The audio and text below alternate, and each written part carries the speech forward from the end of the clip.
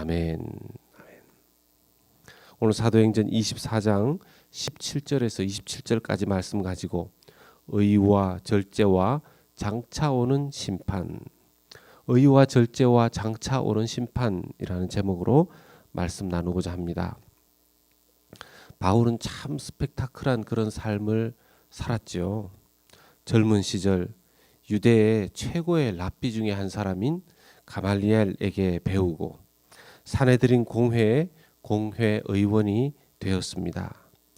바리새인 중에 바리새인이었던 그는 유대인의 관점에서 보았을 때에는 관심과 존경을 한 몸에 받았던 그런 사람이었는데요. 다메섹에서 예수님을 만난 후에 그의 인생은 완전히 달라졌습니다.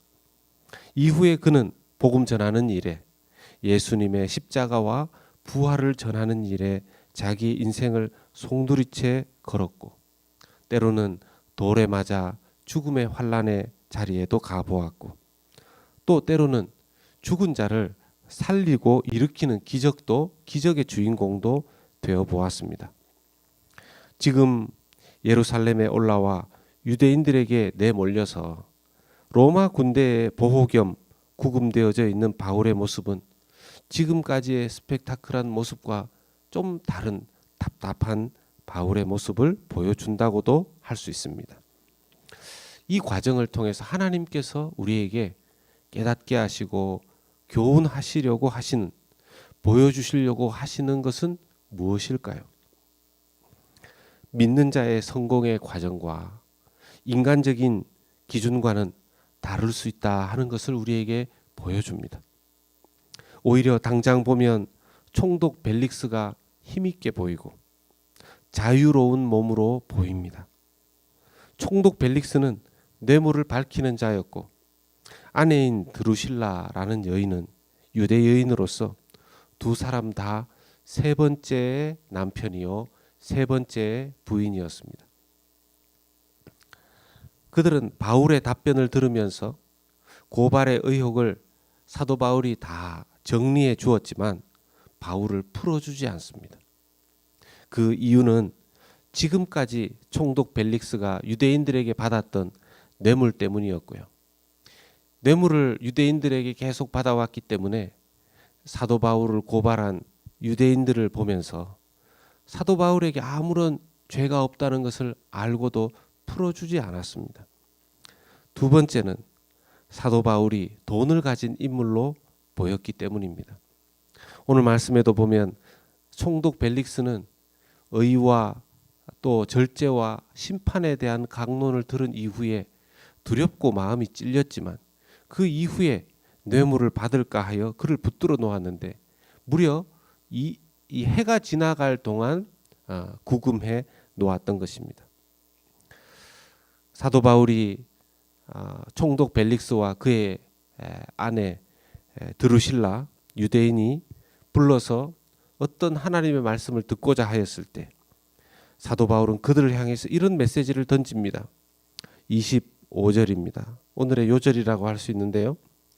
바울이 의와 절제와 장차 오는 심판을 강론하니 벨릭스가 두려워하여 대답하되 지금은 가라. 내가 틈이 있으면 너를 부르리라 하고. 사도 바울이 설교를 하였으면 얼마나 설교를 잘하셨겠습니까? 대신학자요, 성경의 구약과 또 예수님의 십자가의 죽으심과 부활을 아주 명확하고 명쾌하게 꿰고 있는 그가 강론을 했으니 정말 듣는 이의 마음이 얼마나 그 말씀을 깨닫고 또 이해하고 교훈받은 것이 컸겠습니까? 사도 바울은 그의 짧은 강론에 믿음의 실체를 세 단어로 요약해서 강론을 하였습니다. 의와 절제와 심판이었죠. 의가 무엇입니까? 하나님과의 올바른 관계를 말하는 것입니다. 우리가 믿음에 대해서 이 세상에서 하나님과 올바른 믿음의 관계, 올바른 기도와 말씀의 관계 안에 있으면 하나님의 의는 우리의 삶에서 드러나게 되어 있습니다. 저는 하나님과 올바른 관계를 맺고 있는 사람이구나 하는 것이 드러나게 되어 있습니다. 두 번째, 절제라는 것은 단순히 먹을 것을 적게 먹고 쓸 돈을 적게 쓰는 절약을 의미하는 것이 아니라고 합니다. 영어 성경에서 이것을 번역할 때 put aside로 번역을 했습니다. 헬라어 원형을 보면 자기가 무슨 일을 행함에 있어서 걸림돌이 되고 옳지 못하는 것을 치워놓는 것을 말하는 것입니다.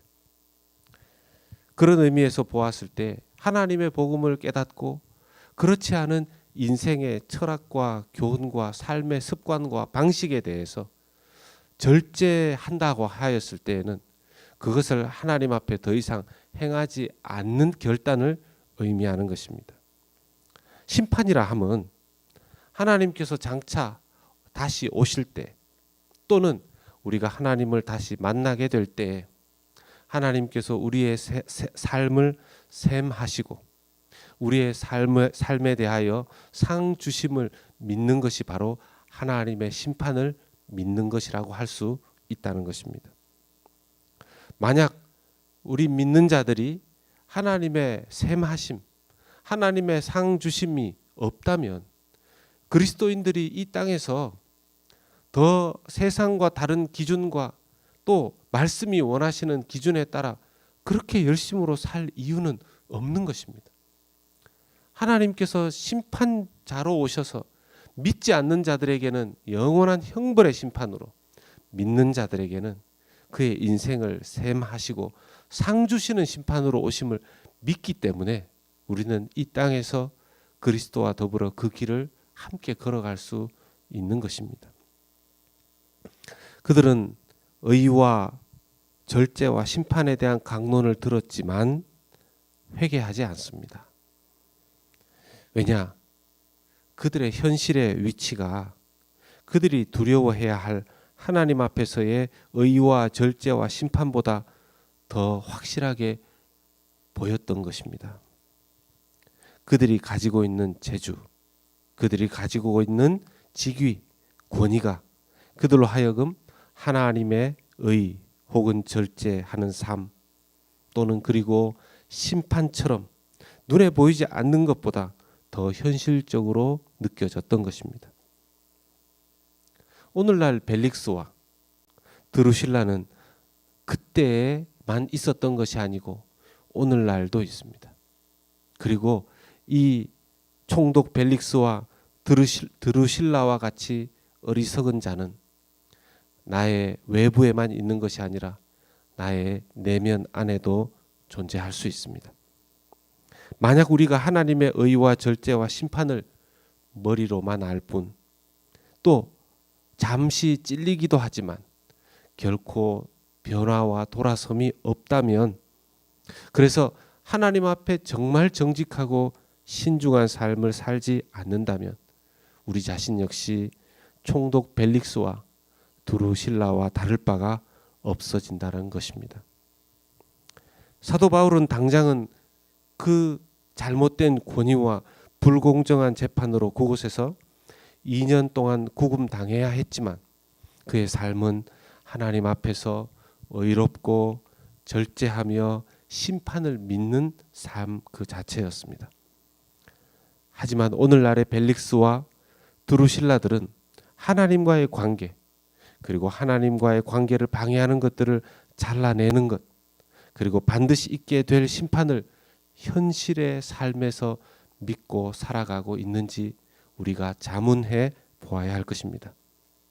혹시 오히려 벨릭스와 드루실라의 그런 이 세상에서의 자유로운 삶을 부러워하면서 바울의 신앙은 나 자신과는 범접 불가라는 의식 속에서 살아가고 있지는 않는지 돌아보아야 할 것입니다. 이번 주 사도행전을 통해서 바울의 삶의 또 한 단면을 묵상하면서 의와 절제와 심판에 대하여 진심으로 믿고 신앙생활 함으로써 하나님 앞에 하나님께서 인정하시는 하나님 나라의 관점에서 진정한 하나님 나라의 시민으로 예수 그리스도의 제자로서 살아갈 수 있는 우리가 될 수 있기를 예수 그리스도 이름으로 간절히 소망합니다. 아멘.